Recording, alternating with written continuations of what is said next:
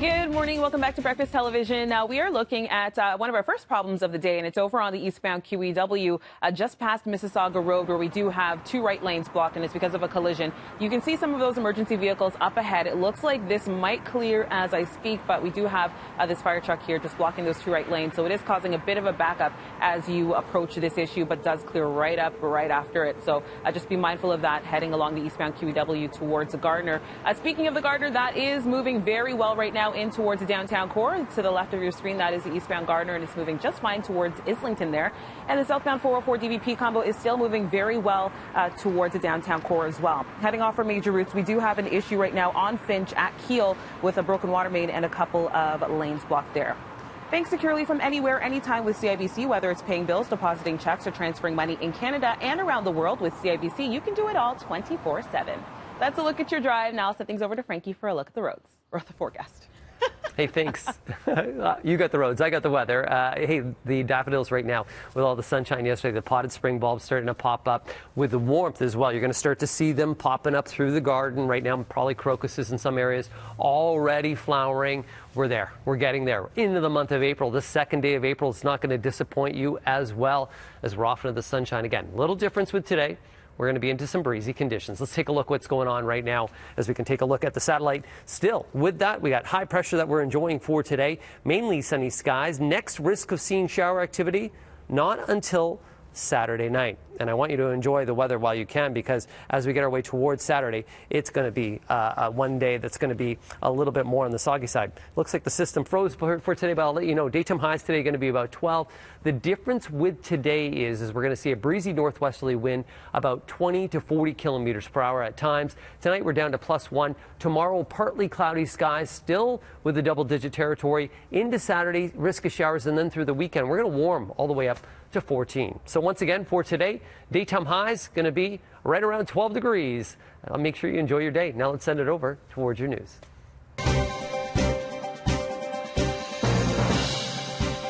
And as you just heard Frankie mention, it's going to be beautiful. And it's going to be beautiful for some time. But remember, we are in the midst of this serious COVID-19 crisis. So you cannot congregate in public parks, at least for now. Now, someone took down the barricades here and warning signs at Sunnyside Park. This is what it looked like yesterday.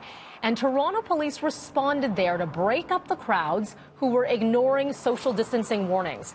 And a similar situation at Cherry Beach Sports Fields. Caution tape was ripped down. People could be seen gathering in groups. At least 14 non-compliance tickets in the city so far. The fine for ignoring gatherings of more than 5 people, $750.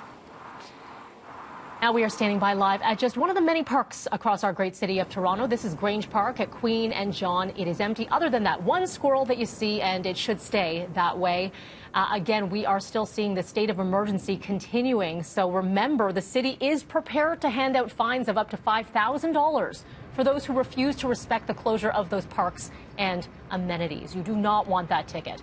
Now, Toronto police are clarifying some of the rules around social distancing. They say having 5 people in your car, whether it's parked or not, or being driven, is not against the law. There had been a number of rumors flying around on social media to the contrary. So again, police say they are enforcing the rule when it comes to any public gatherings of 5 or more. If you see a gathering of 5 or more and you are concerned, you can call 311, but please do not call 911. All right, amid the province's school closure extension until at least May, it is back to the bargaining table for the Secondary School Teachers Federation. And these negotiations, they are happening today via teleconference. OSSTF is the only union that remains without a contract. The organization's president, Harvey Bischoff, says the online learning that students are doing during COVID-19, it should not be confused with the government's e-learning proposal. That is still an unresolved sticking point for teachers. All right, a lot of people are trying to figure out their finances right now, and a lot of people will be looking to the country's emergency response benefit for support during these dire times. And if you still have some questions, here are some of the basics that you should know. It offers $2,000 per month. It is paid in blocks of 4 weeks for a maximum of 4 months. You can apply no later than December. Who's eligible? Well, it's available to those who have stopped working because of COVID, but not people looking for work, like a student in need of a summer job. Payments retroactive to your eligibility date. I've asked the House Leader and the Deputy Minister to reach out to the other parties about bringing back Parliament. This must be a Team Canada effort. Okay, we've broken things down for you on our website, citynews.ca, a little FAQ, everything that you need to know, because it is a bit of a complicated process.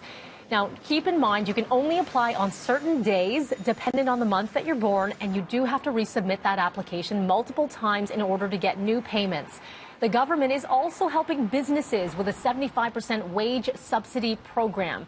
That is also a complicated process, so we're going to break that all down with Small Business Minister Mary Ng. She'll be joining me live here at 8:30 this morning. Also, you should know Prime Minister Trudeau will be speaking live from Ottawa at 11:15 this morning. Citynews.ca for that. Well, 5 airlines are targets of a lawsuit that could involve tens of thousands, even hundreds of thousands of Canadians who want reimbursement for COVID-19 related cancellations. Airlines gave out vouchers to passengers whose flights were canceled, but Montreal-based firm Chaplin Lawyers say they should be reimbursed. To partake in the class action, a passenger must have purchased their ticket prior to March 11th for a flight to be taken after March 13th. This lawsuit involves Air Canada, WestJet, Swoop, Air Transit, and Sunwing. Okay, let's bring you a look at what's happening across our country. BC right now has over 1,050 cases. A spike of over 100 cases now brings Alberta to 871, Saskatchewan with just under 200, Manitoba with 127. As mentioned, Ontario is closing in on that 2,400 case mark, Quebec with 4,600, 450 in the Atlantic, where Nova Scotia and Newfoundland have the most. 1 new case each brings Yukon to 6, Northwest Territories to 2.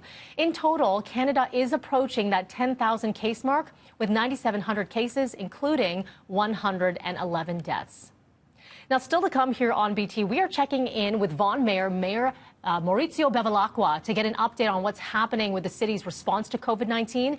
As well, at 8:30, as mentioned, we're going to be talking to Minister Mary Ng to break down that wage subsidy program for both small and larger businesses, how to apply, who is eligible.